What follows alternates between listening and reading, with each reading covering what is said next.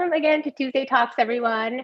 I'm gonna get ourselves situated with our different platforms. So just a reminder, if you are looking for Chinese or Korean, you'll want to go to our Xiaotong or YouTube. And so go ahead and get yourself there. And bear with me 1 second so I can make sure. Okay, great. And as we are all getting ready to go to our different platforms, I'm going to go ahead and share the slides and just go through some of the nuts and bolts once again.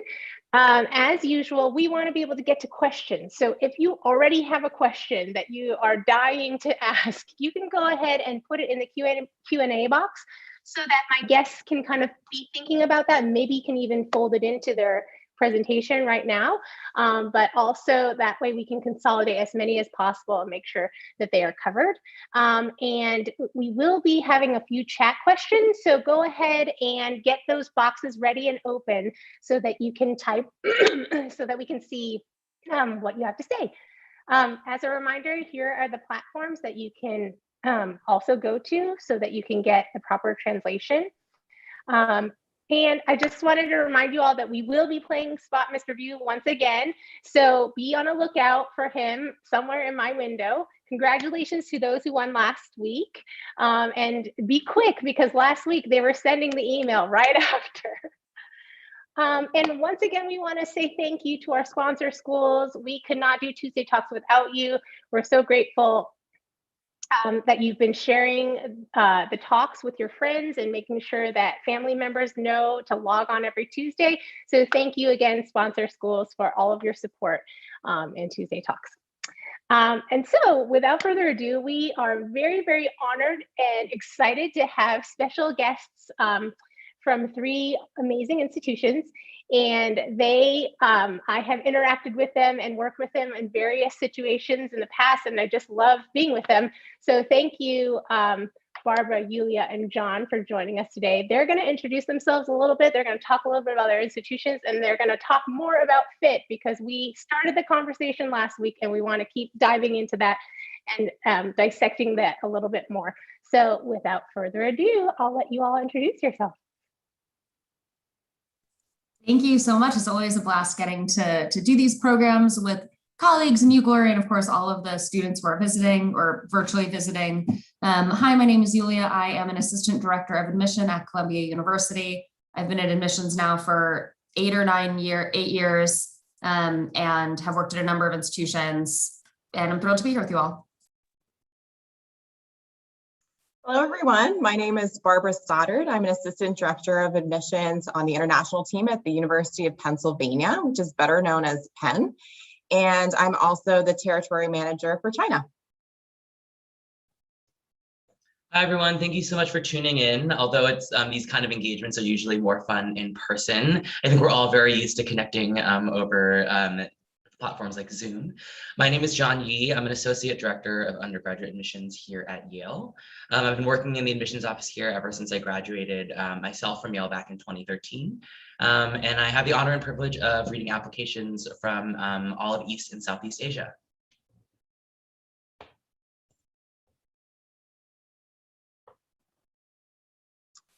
All right, so I will go ahead and kick things off by sharing this agenda with you to give you an overview of our presentation and a sense of how we're going to spend our time today. So I will begin by giving an overview of the Ivy League and by briefly discussing some of the similarities and differences between the 8 Ivy League universities.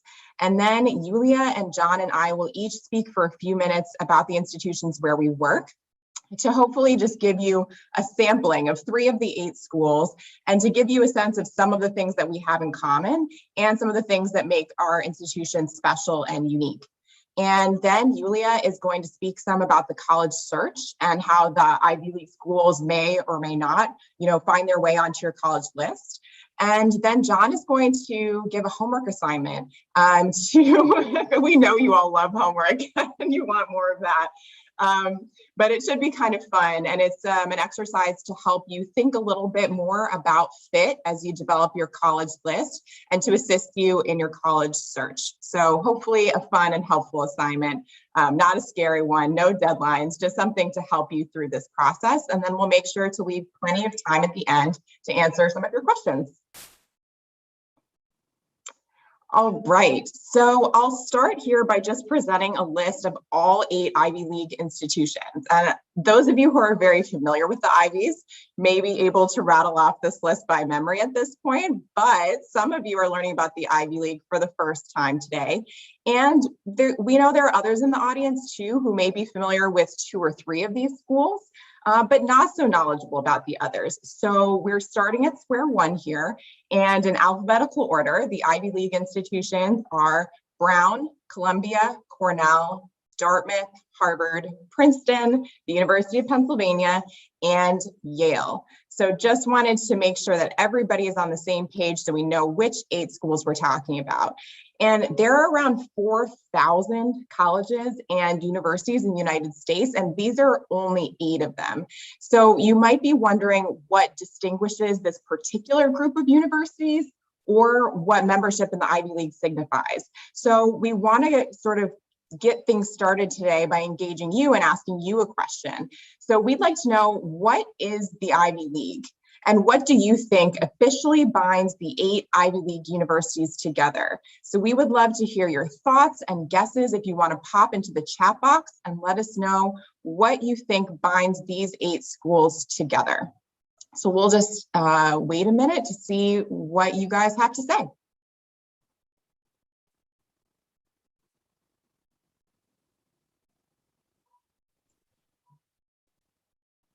All right, see a few of you coming in with different answers here. Some of our most popular answers for sure. So I see folks saying these are some of the top schools in the US for certain majors, top schools in the world, academic rigor, athletic competition. Some of the first universities started in the US, so some of the oldest with the longest histories. We play sports together. Excellent. Yeah, this is exciting. So a lot of you guys really hit the nail on the head with the sports.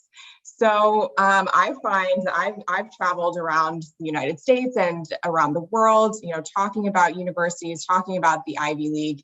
And many folks are actually surprised to find that the Ivy League is officially defined as a sports league, which is why you find the word league in our name. So the Ivy League is an NCAA Division I athletic conference. And basically what that means is that all 8 of our schools like to play sports against one another. And once upon a time, when sort of American football was first developed, all of our schools were close enough to one another that we thought, hey, it would be a good idea for us to get together and start playing football. And we developed some sort of fun rivalries and traditions around football games and then around basketball games. And so we play all kinds of sports: baseball, tennis, fencing, swimming. So all those kinds of sports against one another. We also do compete against some other schools outside of the Ivy League, especially once we get to more advanced competitions. But we play most often against other Ivy League schools. So we just want to start out with that definition so everybody's on the same page. We certainly do have other things in common that I'm going to speak about in a moment. But what officially defines us and brings us together is that we are all participating in a sports conference. All right, so now here, just to represent our schools with a little bit of color and pizzazz, you'll see our official school shields. And I'm sharing this sort of quick visual representation just to highlight a few of the similarities and differences you might discover if you compare any aspect of our universities. So here you'll see we all have official school shields, and most of our schools have official mottos in a foreign language, most commonly Latin. So easy to see a few things we have in common. But you'll also notice that we have different school colors and that we have different symbols on our shields that represent different things about our histories. For example, on Penn shield, because that's the one I'm most familiar with, the shield combines some elements of the family crest of both our founder, Benjamin Franklin, and William Penn, who was the founder of the state of Pennsylvania. So that's why you see that kind of funny fish. It's a dolphin, doesn't really look like a realistic dolphin. But anyway, each of these institutions has a story around their shield, right? You'll notice that Yale has Hebrew and Latin, both there. And there's sort of an interesting story to that. So again, this is just sort of a visual representation that I think you might be helpful to take away, that if you were to take any aspect of our institutions, whether it's shields, mottos, histories, campuses, locations, you'll notice some things that are similar and some things that are different. So this is just a sort of narrow starting point, but now I'll start to talk about some of the other broader similarities and differences between our institutions. So here you'll see just a few of the similarities. I tried to highlight some of the most important ones. Now, we already talked about our Division I athletic conference in the NCAA. We all play sports against one another. And all 8 institutions are also private research universities. So we are private, not public institutions. Sometimes there's a little confusion around the University of Pennsylvania because there are lots of other public institutions that are the University of Virginia or the University of insert another state here that are often public institutions, but the University of Pennsylvania is private. And all of the Ivy League schools also have a liberal arts focus or core. So you can study things like engineering, or at some of our schools, business or nursing or other types of things that you might think as more sort of pre-professional. But at the heart, we all really focus on the liberal arts and making sure that our students have access and exposure to many different courses across different fields. All of our institutions are also located in the Northeastern United States. I think it's about a 6-hour drive from Penn, which is the southernmost school, up to Dartmouth, which is the northernmost school. So when our sports teams are playing against one another, usually they can just hop on a bus and get where they're going. You don't have to fly or spend the extra night at the other school. All of our institutions are also co-ed or co-educational, which means that we educate both men and women and students of all gender identities.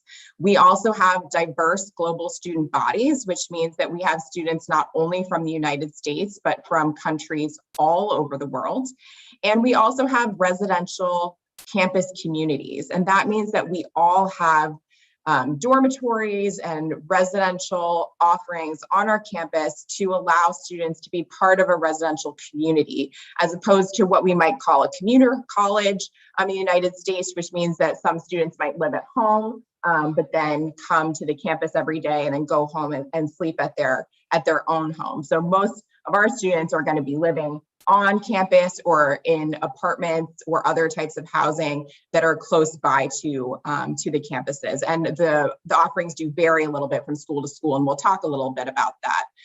All of our schools also practice highly selective admissions, and we use a holistic application process to do that review of applications. And basically what that means, we all have slightly different terms for it, but it means that we consider many different aspects of a student's history and academic life and extracurricular activities and personal background as we review applications. So we're not just looking at your grades or your test scores, we're really trying to get to know you better as a person through the application process. And then another really important thing that all of the Ivy League schools have in common is that we all practice need-based financial aid. And that means that we do not offer merit scholarships or athletic scholarships, things that are based on your grades or your achievements so far. It's just based on your family's financial background. So if your family is not able to cover the full cost of an education at an Ivy League institution, we will make up the difference by offering you grants through a financial aid package. So those are some of the similarities. Let's talk a little bit about differences now. So one perhaps obvious difference is that we all have different locations. We are in different cities. And like I said, we're all in the same sort of region of the Northeastern United States, but we're all in different places. And we have different campus settings too. So Penn and Columbia and Yale are all what I would consider to be urban campuses. We're all in cities, but our cities have distinct flavors. They're of different sizes. They're in different places, and the campuses feel different too. And then some of our Ivy League institutions are in smaller cities or what we might consider to be suburbs, and that some are in more rural settings. So there are different options depending on what sort of campus setting you might be looking for. And then all of our institutions have long histories in education, but we also have unique histories and unique stories behind our founding, or how we came to be, or how we grew over time, established new schools, that sort of thing. So we have sort of different stories, different flavors around our histories. And we also vary in the size of the undergraduate student body. So Cornell is the largest, Penn is the second largest. And I believe Dartmouth has the smallest, if I'm right about that. Yes, I'm getting nods from my friends. Great. So you'll find some variation there too. And we vary in our academic programs. So there's some common majors that we all offer. If you want to major in English, math, biology, you bet you can find it at all 8 of the Ivy League schools. But then you might find that there are certain more specific programs like network and systems engineering, or something that might be offered at some schools but not others. So it's important to take a look at the different schools to see if you have a very specific interest. Is that major offered at the particular school that you're considering, or is it maybe only offered at a few of the Ivies and not all of them? We also vary some in our curriculum design and required coursework. You'll hear more about that as we speak about our schools, but there is variation there. So you might have to take more required courses at some schools, or you might have more of an open plan at others, or some of our schools fall someplace in between, and the major requirements might be a little bit different from school to school. So those are all things to consider. And I mentioned earlier that we all have residential campuses, but we do have slightly different residential housing systems. You'll hear a little bit more about that too as we speak about our institutions. Some schools have 4-year residential college systems where you're going to live with the same sort of community of people, or in the same dorm for 4 years, or for maybe 3 years. At some schools, it's 2 years. At some school, you might choose to be in a different dorm every year. So there are various options. And some schools might allow students to live off campus when they're maybe juniors or seniors, and some might not allow that. So that's another thing to research and to learn more about. And then we also vary in terms of the graduate programs that we have available. Some of us have law schools, medical schools, business schools, other types of master's degree programs, or PhD programs. And some of our students might want to take advantage of some of those classes when they're undergraduates. Maybe you're interested in taking a few classes in the law school or something like that. So we vary in which of those graduate classes are available to undergraduates, first of all, and whether we offer them at all. So if there's no law school, you're definitely probably not going to get the law exposure there, but you could certainly be pre-law, right, at any of our institutions. So again, just important to consider some of those things. If you already have a long-term career trajectory in mind, you might be interested in looking at graduate programs, or whether there's a sub-matriculation program, for example, where you can start as your undergraduate degree and sort of get a head start on your master's before you actually finish your bachelor's. Some of us offer that as well. So that's just a brief overview. Hopefully that gives you sort of a quick sense of some of the similarities and differences. And now we'll speak in a little more detail about our universities to give you a sense of some of these things, how they are in practice, how some of these similarities and differences show up at our different schools. I am first. Thank you so much, Barbara, for doing such a thorough evaluation of the Ivy League and the programs that we offer, the many differences that we have. As I said earlier, hi, my name is Yulia. I am from Columbia University in the city of New York. Kind of the main 6 or 30,000 foot level of who we are and what we do. We are 6,000 undergraduate students located in New York City. So to harken back to Barbara's earlier comments, we are very urban. We are a medium-sized institution for our undergraduate students. And our students typically fall in 2 schools, Columbia College, which is our traditional liberal arts program, and Columbia Engineering, which is our traditional engineering program. I would say the most important things to know about Columbia is that first, we are in New York City. That is a really big element of who we are. We do still have a campus though. So as you'll see behind me, let me do this. This is a lawn and a giant library, and you have that space to play Frisbee and hang out with each other. But you do get all the resources of New York City. So that should be something that you're looking for. A student who is interested in going on hikes to start their day probably isn't going to find that same access at a place like Columbia than maybe a place like Dartmouth. But that doesn't mean that a place like Columbia cannot still be a great fit for you, depending on what you're looking for. So the first main thing to know about us is New York. The second really big one is we do have a core curriculum. And this is probably the biggest feature of a Columbia academic experience that is distinct from a lot of our peers. About a third of your classes at Columbia, we will be telling you what they are. So there are some schools, Brown is an excellent example, where it is an open curriculum. You can take whatever classes you want and there's no hard and fast requirements. At Columbia, we have a very specific set of courses in the college and in the engineering school that all of our students must take in order to graduate. And they typically focus on big, broad societal questions, deeper philosophies about what is the world and how does it function and how do we exist in society and community together. But it really is these broader conversations that are rooted in Western literature with the global core to acknowledge the full world as well. The last really important thing to know about Columbia, especially in this context, is that our students do come from all over the world. We have over 100 different countries. About 20% of our students are international students. And among the students who are coming from the United States, more than 50% of them identify as students of color. And so you have a really broad range of student experience and walk of life for those who are coming to our campus, which means that when you're in that classroom and you're describing the Bible or the Quran, you're having students for whom that is their religious tradition, not only literature that they have read. And so being able to have these students from all over in these small classes where you're discussing really big, deep ideas, that ends up being a really core because it's called the core curriculum. I did not do that on purpose. That ends up being a really big part of your Columbia experience. So if those are things that you're looking for, if you're looking for that New York City urban environment, that structured academic experience that the entire campus is going through at the same time, and that broad range of students, that ends up being a lot of who we are and what we're looking for and is distinct among our peers in our athletic conference. And that's a really quick overview because this isn't really meant to be about us, but just to showcase some things that are different about our institutions than some of our peers. Thanks, Yulia. So now I'll just give a brief introduction to Penn. So Penn is about an hour-and-a-half drive south of New York City in Philadelphia, which is, I believe, I want to say like the eighth largest by population in terms of cities in the US, in case you're not familiar with Philadelphia.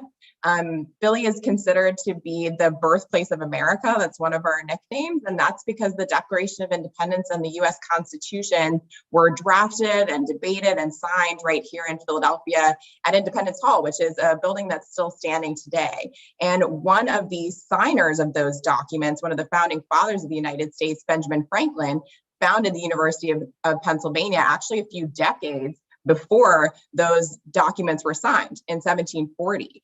So like many of our Ivy League peers, Penn has a history that goes back to the colonial period before the United States was founded. So if you're interested in US history, Philly is a really cool place to study that. It's also just a fun city to go to college. So Philadelphia is not as large as New York City, but it's still a bustling place. And as Yulia said, we also have a campus. So you can kind of get a sense from this photograph. You can see sort of the edge of our campus. You can see one of our libraries and our football field. And then we're about a 5-minute walk from the Schuylkill River and about a 15-minute walk from those tallest sort of skyscraper buildings that you see in the background. So we also have a 300-acre campus. So we also have the grass where you can go out, play frisbee, hang out with your friends, tall trees, so you can be outside and enjoy that space, but you can also enjoy all of the wonderful aspects of an urban campus, right? Lots of great restaurants, shopping, museums, all of our urban campuses feature those things. If you're interested in American professional sports, you can come cheer for our teams. So lots of those kinds of options in Philadelphia. And if you're interested to know a little bit more about Benjamin Franklin, or if you've studied him before, you might know that he's a polymath. He was an inventor, a scientist, a musician. He was a chess master, and he refused to be defined by just one thing. He was constantly reinventing himself. And he really sort of inspires our students in setting that model because they also have many different interests. And like Benjamin Franklin, they want to explore a lot of those interests over their time at college. And Ben Franklin actually helped to develop what we now know today as the liberal arts. So that's really something that's important at the core of Penn. Now we have 4 undergraduate schools. They are the College of Arts and Sciences, the Wharton School for Business, the School of Engineering and Applied Science, and the School of Nursing. And we have over 200 academic programs. That includes all of our majors, minors, and our specialized degree and dual degree programs. So some of the students at Penn choose to double major or to choose inter-school minors, or even to do a dual degree program, which means they're earning 2 bachelor's degrees simultaneously from 2 of our 4 schools. So there are a lot of different options for students to combine their interests. We also have the only school of nursing in the Ivy League. So if you want to be a nurse at an Ivy League institution, like that's something that distinguishes Penn. We also have Wharton is the oldest collegiate business school in the world, and it's the only business school in the Ivy League that was explicitly sort of designed and developed as a business school. Although if you're interested in Ivy League business, Cornell has also combined some of their programs across different schools in recent years to bring their business program forward as well. We have around 10,000 undergraduate students. And as I mentioned, all of the Ivy League schools have global student bodies. So we have about 13% international students in our undergraduate student body, representing 110 countries. And like Columbia, as Yulia mentioned, we also have over 50% of our domestic students identifying as students of color. So a really diverse group of students to come and learn from at Penn. And now I'll hand it off to John so you can learn a little bit more about Yale. Great, thanks so much, Barbara. One of the reasons I love doing these presentations as well is, it's a great joy working alongside admissions colleagues from peer institutions. I find that when we do these presentations together, we end up learning a lot about each other's institutions too, which makes our kind of work in the space of education all the more meaningful. It's been a while, so I'll reintroduce myself. My name is John Yee. I'm an Associate Director of Undergraduate Admissions here at Yale, and I'm very excited to share a little bit about this place and this community that truly revolutionized my life in the most wonderful ways. But I'll start by kind of sharing the idea that Yulia, Barbara, and I are not here to say that our schools are better or worse in any way. We're just different. And I think it's really important to realize that idea, that this process, this kind of journey of coming to understand institutions of higher learning and future undergraduate communities is about understanding what it is that you're looking for, not because what you're looking for is inherently good or bad, just because it's what you're interested in, right? And I think that's a perfect segue for me to kind of introduce Yale as what we like to consider an and university. I think a lot of times during the college search process, you will be asking yourselves questions of either or. Am I interested in a very intense STEM education or arts and humanities? Do I like the idea of kind of reading the arts in the middle of the woods, kind of like a Thoreauvian experience, if you will, or kind of engaging with really exciting coursework in the heart of an urban downtown? And I think these are very valid questions, but as a community, Yale recognizes that there are a large number of students that kind of want to exist at both ends of the spectrum. So while we're not alone in the way we do this, I think what Yale tries to do is position itself in the middle of whatever spectrum you might think of when it comes to a college experience, so that our undergraduate students can kind of have a little bit of both. That certainly starts with our size. We're a medium-sized research university. We have 13 different graduate and professional schools on campus, in addition to Yale College, which is a 4-year liberal arts college on campus. Our 11,000 students inhabit all of these 14 institutions, but 6,000 of them are enrolled in the undergraduate college. So you kind of have a wonderful balance of the resources and the scope of a broader research university with a focus at the undergraduate level. In terms of our setting here in New Haven, we're a small to medium-sized city of about 130,000 people. As of the last US Census, it's the fastest growing city on the East Coast. And if any of you are big data kind of wonks, 538 Nate Silver's blog recently noted that New Haven is the city in the United States that best demographically represents the broader US population. So we like to think of New Haven as a city that's big enough to be interesting, but small enough to feel familiar, and certainly diverse enough to really give you an understanding of the broader population here in the United States. When it comes to our curricula, we're really excited that we're able to offer our students over 2,000 different academic courses, kind of the resource pool that you would kind of think of for a larger research university. And yet 75% of our classes have fewer than 20 students, and about 25 to 30% of classes here in any given semester have less than 10. With regards to our liberal arts curriculum, I like to think of Yale as just enough structure to give you direction and push you outside your comfort zone, but enough flexibility to make sure that you're not taking any classes that you don't want. As opposed to any required classes or an open curriculum, we have a series of what are called distributional requirements, which are general areas of study under which we want all of our students to have some experience. These are natural sciences, social sciences, humanities, quantitative reasoning, writing, and foreign language. And what this means is that even our ABET accredited chemical engineers are fantastic oral and written communicators. Even our chemistry majors are wonderful at quantitative reasoning and reading and writing. I myself studied economics and music, and I like the fact that my undergraduate experience really allowed me to combine these completely disparate fields into one undergraduate narrative.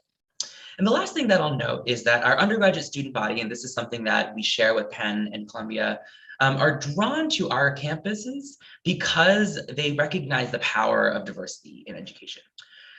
We're so excited to be speaking with you all over this webinar because our institutions fervently believe in representing students, not just from diverse backgrounds here in the United States, but from all across the country and around the world. I know that our students, particularly from East Asia, have all sorts of kind of student groups and communities that support one another, both once they're here on campus before and also after. And I really point to the diversity of our student body as a strength alongside that of Penn's and Columbia's. But with that said, hopefully even within just the 6 minutes that we've been sharing about our institutions, you'll really note that the undergraduate experiences that each of our institutions offer are wildly different from one another. And we always joke whenever we're talking about our schools as a group of peer institutions, we think it's kind of funny that students apply to all Ivy League schools because they are so inherently different from one another. And I think this is actually going to be a really great transition to our next chat question. And I'll also hand it over to Yulia, who will kind of guide us in, I will say, a live working exercise, if you will. Thanks for that. And yes, so John has queued us up excellently. Answer in the chat, what do you think is the number that students should be applying to, or potentially for yourself that you think you might apply to? And feel free to send this to us privately if you don't want to share this out with everybody. But just a general sense of there's 8 schools. How many do you think that's maybe an appropriate number to be applying to? We'll give y'all a couple of seconds. Getting a lot of answers in here. This is great. Full range. This is amazing. So far I've seen a good number of 1s, a couple of 8s. So we really are spanning here. And I think that it really does depend. It depends on your search. It depends on what you're looking for. Exactly as John said, we do always find it kind of interesting when students will apply to all 8, because again, speaking only for myself, Columbia and Brown have basically entirely opposite academic programs. Columbia and Dartmouth have basically entirely opposite settings, but there can be situations in which potentially they might all make sense. So if you go to the next slide, you'll see that there are a lot of schools in the US that are maybe a good fit for you, maybe not. The Ivy League is just a small part of that. As Barbara had said earlier, there are 4,000 colleges and universities in the United States. So if your primary goal is to come to the US to study, there are many ways by which you can do this. And there could be a lot of schools that could be a great fit for you. One of the questions we've received so far is, what if the school doesn't have the academic program that I'm looking for? And I think the answer really does kind of depend. If you're saying, I want to study law, then it helps to understand that in the United States, you need to have a graduate degree in order to study law. So even if your undergraduate program is a law major, you're still not going to be able to practice law in the US without getting that extra education. Whereas let's say nursing is an excellent example on the other side. Nursing, if you get an undergraduate degree in nursing, you can become a nurse. One cannot become a nurse with the degree from Columbia, unless you go in for more schooling. And so understanding how your academic interests and how they might change and how the institution will accept that ends up being a big piece of what schools are good fits for you. And it's possible that all 8 could be good fits for you. I say this mostly only for the students who are looking for international financial aid. That is one of those pieces that unfortunately is still quite competitive within the United States because students who are not US citizens don't qualify for US government financial aid. It makes that process more competitive. So if you are committed to coming to the United States to study and you need significant financial aid, it could make sense to apply to all 8. On the next slide, you'll see what is probably true for more of you, and that is some of the Ivy League schools might be good fits. Maybe you are looking for that really particular experience of being able to be an engineering student who double majors in the liberal arts. Some schools may be able to offer that to you, some may not. Maybe you say, I want to go to school only in the state of Massachusetts because you have decided that Massachusetts is for you. That's going to knock out a good number of us.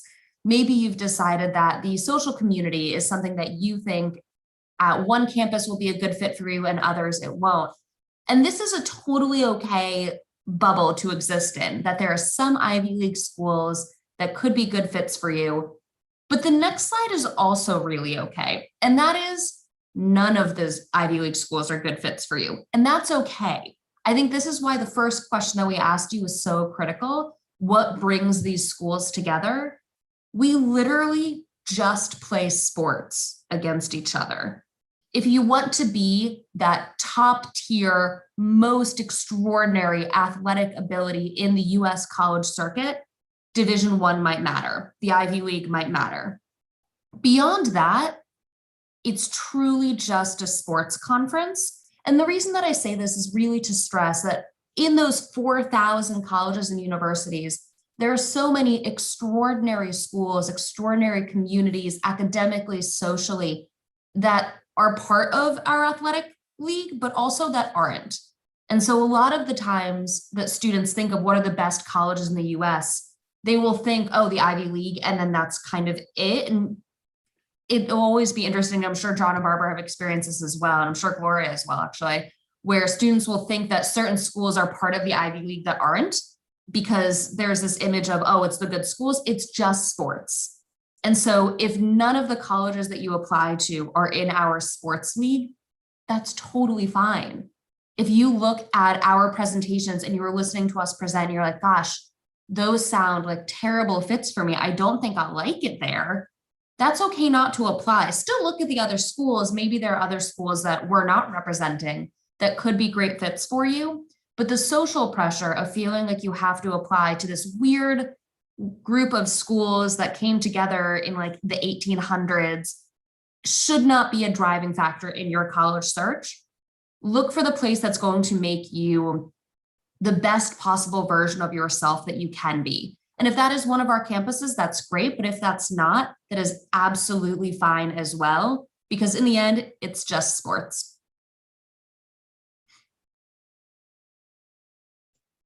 All right, it's homework time.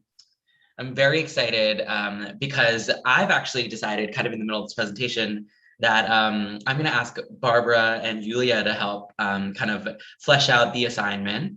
I have found myself drawn to social media these days amidst the pandemic, and it seems like the youth, the kids, are coming up with all sorts of cool trends. And one of the trends I see in the comments on these kind of videos is blank understood the assignment. And the idea is that like this person fully understood what was being asked of them. So I've seen like Meryl Streep in her movies always understands the assignment, you know, things like that. So for this homework assignment, I'm hopefully going to have all of you understanding the assignment as well. But to start, I think I want to kind of frame this exercise with a comment that Yulia made. You know, the idea that you need to apply to certain schools for X, Y, or Z reasons is a very real dynamic. And I understand it can be odd because Barbara, Yulia, and I, you know, all happen to work for schools in the Ivy League. And we believe in the mission of our institutions, and we fervently understand how transformative the undergraduate experience on each of our campuses can be. But we pursue our work with passion, with full understanding that we work alongside admissions professionals and institutions of higher learning that are completely unrelated to the Ivy League, right? If the Ivy League were the be all and end all of higher education, then Tuesday Talks would be incredibly boring. Instead, every Tuesday, you find yourself exposed to such fantastic research universities and colleges all across the country, right? And so this is kind of a perfect segue into this homework assignment. Gloria, if you want to toggle over to the next slide, which is what I call a preferences and non-negotiables chart. Now, I am someone that lives my life in this way. Some people find that very frightening. I find it very color-coded and organized. So anytime I need to make a big decision, whether that is, do I buy that tie from that store? Or like, what apartment am I going to be living in next? I make this kind of chart because more often than not, when you don't write down what it is that you actually are looking for, you start confusing your own self and telling yourself these stories when really you have a good sense of what you want, but you're kind of keeping yourself from discovering that, right? So this is just a mock-up of something that you might be able to use in your kind of spreadsheet generator of choice. But essentially, it's a very simple, but ultimately detailed catalog of what it is that you're actually looking for in a college experience.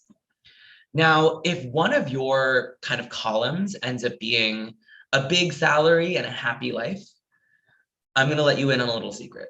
Admission to any school, especially an Ivy League, is no guarantee for any of that, right?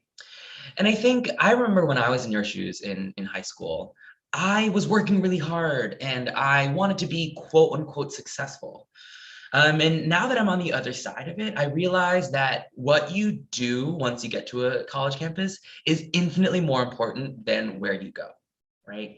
The novelty of saying you went to a certain school, regardless of how old it is, regardless of how low the admissions rate is, really wears off and ultimately disappears if you aren't feeling nourished and fulfilled and supported by that experience.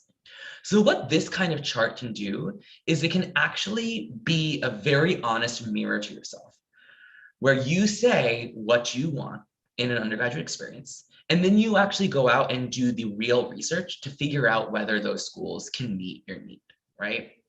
Think about this from the point of a consumer. You are a very discerning consumer. You also ultimately have to apply to schools, but you deserve to ultimately matriculate at a school that is going to meet your needs and your preferences and what I call your non-negotiables, right?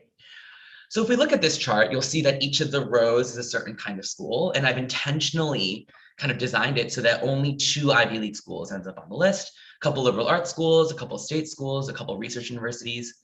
And this exercise can be used for as many schools as you'd like, just so you kind of get a sense of what's out there. Each of these columns represents what I call either a preference or a non-negotiable, right? A preference is something like, you know, it would be cool if the campus had 4 seasons, but, you know, ultimately that's not particularly important to me. And I tend to put those things a little bit towards the right side of the chart. And a non-negotiable is something that you know you really need or want from a school, right? And someone asked a great question in the question and answer before, and they said, what if I can't find my major at one of the universities, but I really want to go there? You kind of need to decide whether being able to study what you want to study is a preference or non-negotiable. I would hope that the ability to pursue the academic track you want is a non-negotiable. So that is definitely a column that you put, right? And what you end up doing is you end up populating each of these columns, and then you kind of can see for yourself what it is that's important to you. So for location type, you might actually make that header urban setting. You know, if you're dead set on being in a big city, Penn and Columbia are going to be awesome options for you. I love Yale. I love New Haven. New Haven is not a big city, right? So maybe Yale won't be a great option for you. Curriculum type, maybe you're really drawn to a core curriculum. You know, maybe like the Huntsman program at Penn is something that you're so excited about, and that's really what you want. So maybe that's going to be something that's really important to you. Major department, maybe activities, whatever it is, you start filling out these columns. And then when you do your research by going to the school's websites, attending their information sessions, engaging with them on digital platforms, you start to put a green box where that school meets your need, right? And ultimately what ends up happening is you can see for yourself like what schools actually meet what you're looking for, right? So for this hypothetical example, it actually looks like State University 1 and Liberal Arts College 1 are the best fits with regards to them meeting your need, right? Barbara, are you excited for a little interactive activity? I sure am, John. Okay. I miss doing homework. That was my favorite part of high school. Great. So Barbara just graduated college this past May. So, she's going to remember this very, very, very well. But what would some of your columns be, do you think? If you can think back to like, maybe now, you were a different student when you're in high school, but if you were looking for a school at this point in your life, what would be your non-negotiables? Like, what would you put in your columns? Yeah, that's a really good question, John. I know that one of the things I thought about was size of student body. So I went to a pretty large public high school with around 2,500 or 3,000 students. So one thing I thought about when I was in college, that I didn't want to go to a college that had fewer students than my high school. I really felt like I was looking for something larger than that. So that took some of the smaller liberal arts colleges off my list. Even though I still visited a couple of them because I wanted to get a feel for what that might be like, I realized that felt a little bit too small to me. And I also felt like some of the largest state universities were maybe going to be a little bit too large for me. I'm from Virginia, so I did apply like to the University of Virginia, for example. I applied to a range of schools, both in-state and out of state. I wanted to consider all of those things, but I didn't really want to go larger than that. I think in terms of location, I was open to different possibilities. I think maybe didn't want something too rural, but I did have some rural schools on my list that were for a small town. I think that New York City felt like it was going to be too big. So I did not consider any schools in New York City, but then I moved there after graduation. And I loved it. And I lived in Harlem and I worked at a school there. But I felt like that was sort of my next step, but I wasn't ready for that or looking for that in college. I was looking for something that was a little bit less busy. And in terms of major, I wasn't sure yet what I wanted to study. So that was a little bit less important. I didn't have like a pinpoint, super specific thing that I wanted to study. I felt like most of the schools I was looking at were going to have the types of programs that were of interest to me. I ended up majoring in sociology, which I honestly really hadn't heard of when I was in high school. So I wanted the opportunity to explore different fields, and I made sure to look at, liberal arts schools that were going to give me that opportunity. Yulia, if I might ask you, like, what were the extracurricular or student groups that you would have put in your chart? Oh, this is going to sound so goofy, and this is one of my this is a confession I don't often make. I was a student government nerd when I was in college, and I did not do any student government in high school. But when I was looking at colleges, when I found a school that I thought I really liked, that I thought was a good fit for me, and ended up being where I applied and enrolled, I did look up their student government structure and was like, ooh, they have a Senate. I could be in a Senate. That's completely made up. I was also a varsity athlete and a club athlete, and did a bunch of stuff. I think the thing that I really looked for when I was deciding where to go to college and where to apply, and this was easier then because I could physically go to visit campuses. But I think even now there are so many resources online through virtual tours, through sessions like this one, that I looked for the place that would allow me to be my best self. And so not necessarily the place that fit who I was in that moment, but the place that would challenge me to become a better person. I was very pleased to find a place that fit me well. But I made this exact chart when I was deciding where to go for graduate school. I made a chart that was extremely similar. I had the tuition, I had my decision, I had what academic program I would be studying there, because all of the different graduate schools have different programs. But I smile whenever I look at one of these, because much like John, I too live my life in color-coded spreadsheets. And this felt like home. Yeah, and the college search process is an embarrassing richness of stimulus. Every college and university is going to be sending all these signals, and sometimes you just need to like document what it is that you're kind of looking for. Just to give you a sense of how I went about this chart when I was in high school, I was very interested in going to school in a medium-sized city. I grew up in a small town in New Jersey and would commute into New York City on the weekends for my music lessons, and so I kind of wanted something in the middle. I really loved a liberal arts education, but I wanted to be able to kind of like fulfill requirements as opposed to take required courses. I always knew I wanted to study music academically, but not kind of in a BFA or kind of undergraduate performing arts degree program. I also knew I was very interested in economics. Orchestra and a cappella were non-negotiables of mine. I know that sounds crazy, but like you go to school to be a person for 4 years, not just to do homework. And if they did not have a world-class a cappella or symphony orchestra, I was not particularly interested in going. I grew up in New Jersey. I love all four seasons. I love that, some months I'm wearing a scarf and some months I'm wearing shorts. The idea of being in like 60-degree weather, sunny year round was not interesting to me. I wanted something that was kind of medium-sized. I like the idea of there being graduate and professional school students, but I wanted the center of the university to be kind of the undergraduates. And so when I filled out this chart, Yale happened to be one of the schools that had a lot of green boxes. In fact, it was the school for me that had the most green boxes. And I was fortunate enough to be admitted when I applied. But the schools that had a similar amount of green boxes were not other Ivy League schools. They were a lot of actually research universities and liberal arts colleges, not so much big state schools. So when I made my college list, Yale was a school, but it was one of two Ivy League schools that I ended up applying to. I had the great fortune of growing up with a twin sister who, when she filled out this version of her chart, not a single Ivy League school was on it. Turns out that none of those schools in our consortium matched what she was looking for. So she ended up doing fantastically at a small undergraduate liberal arts college outside of Pennsylvania. Then she went on to get her PhD in clinical psychology. It's not about one twin versus the other, but I would say that anything I can do, she can do much better, right? And she didn't go to an Ivy League school. The point being, this kind of chart can help you be accountable to yourself. There are going to be a lot of opportunities throughout this process where teachers, parents, peers, there's a question that we'll hopefully get to in a bit where, you're nervous about your college application process in relation to other people at your school and where they're applying. There's going to be a lot of influences that distract you from what it's all about, which is really what you want, right?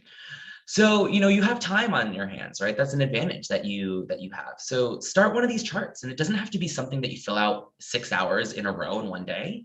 It's just a document that you kind of circle back to. So if you tune into another virtual information session, or maybe you learn about a school on an upcoming Tuesday talk, you start kind of filling out this chart, and sooner or later you have enough green boxes where you realize there are a lot of schools to get excited about.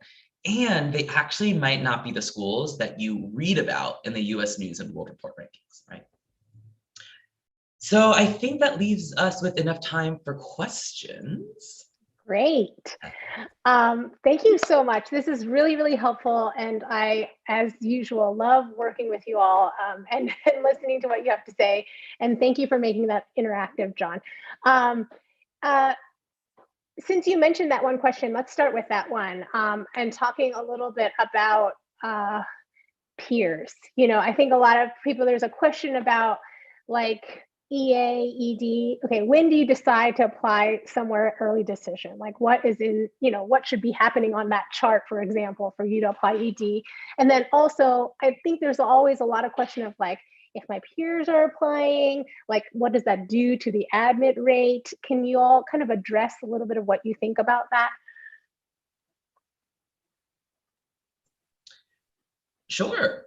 I think I'll take a stab at this kind of second piece, the peers piece, and then we can kind of segue that into, and then maybe Barbara, Yulia, you could talk about like applying EA or ED. I think a wild misconception about the admissions process is that students are competing against one another, like kind of Hunger Games style. Like you're at this high school and it's like only one tribute is going to make it, right?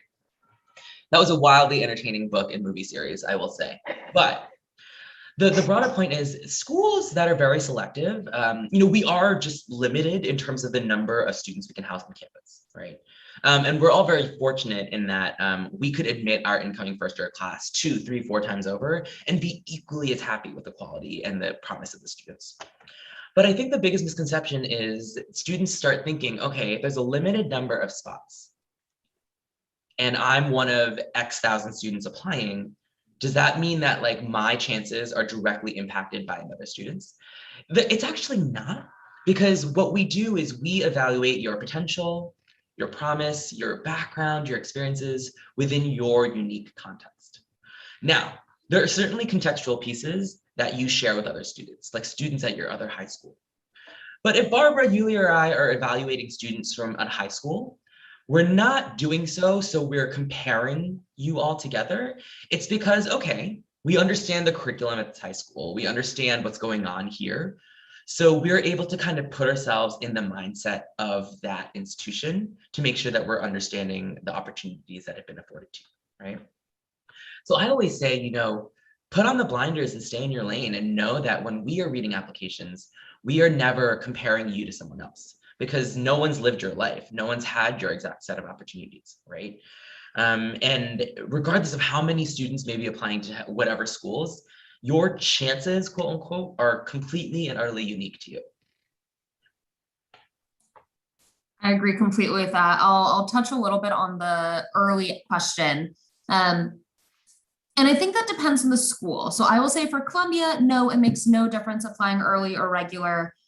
We are frankly too selective for that to make any real difference in the end.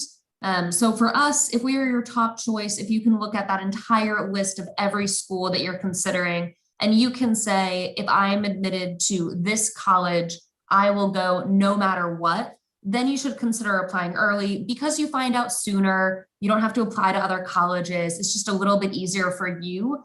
But if it's just a matter of trying to get into whatever school will take you, then don't apply early just because everyone else is or because you feel like you should. The caveat that I will add is that this is not true at every school. There are some schools where it is easier to get an early decision or early action. Columbia is not one of them. Based on the nods, I would be surprised if either Yale or Penn were. But the way that one of my colleagues once said it at another institution is, imagine that you're at a dance and there's nobody on the dance floor, and then this one person comes out and starts having the most fun dancing up a storm. It's really easy to notice them because there's nobody else around. Let's say that person comes on maybe 2 hours into the party and everybody's on the dance floor and they're still having fun. They're still dancing really, really well, but there's more stuff and people around them. So they maybe shine a little bit less brightly. It's harder to see them. And so for that school, not Columbia, I suspect not Penn or Yale, for that school, it might be beneficial to apply early. I think the best thing that you can do is ask the school directly and say, is there a difference in applying early versus regular when it comes to my chances? For us, no, there is no difference. Wonderful. We only have a couple minutes left, and I just see a lot of these questions, so I just want to kind of like get at it one more time. Because we have talked in previous Tuesday talks about this idea of context and how many schools do review, by high school because it helps with the context. So I think the question still is like, well, are you competing with your classmates basically? Where I'm getting shakes of no, right? No, we enjoy admitting students from their backgrounds, and we would be doing a huge disservice to students, but also our own communities, if we arbitrarily decided only X number of students can get in from X school. I remember in my high school, when decisions came out, like 4 students had been admitted from my high school, my cycle, and that was like the most ever. And then the next year, for just whatever reasons, like no one was admitted. And that's just kind of how the process works, right? And so a student being admitted in your school community has actually no impact on our admissions committee's interest in admitting other students from your school as well. Wonderful. Well, unfortunately, we're already out of time, but it's been a wonderful hour. Thank you so much, Yulia, John, and Barbara, for joining us today. For everybody who joined us, we know that you still have questions. And many of you were asking for contact information. Again, the best way is to go to the website. And so we have these website links right here. Make sure you go to the website. There's lots of sources out there, but the website is where you go. On the website, they'll tell you who to contact if you have specific questions, how to connect with their social media. This is all really great ways to do your research so that you can fill out your chart. And remember all those things we talked about in previous Tuesday talks about upgrading your questions and what not to email. Like, these people are super busy. They have lots and lots of people interested in them. And so you want to be really targeted and have done your research before asking these questions. Okay, so thank you so much once again, and we will see you next Tuesday. Next Tuesday, we're going to talk about interviews, and so that will be fun. I will be presenting on that along with a couple other schools. So thank you once again. Have a good night, afternoon, morning, wherever you are. Take care.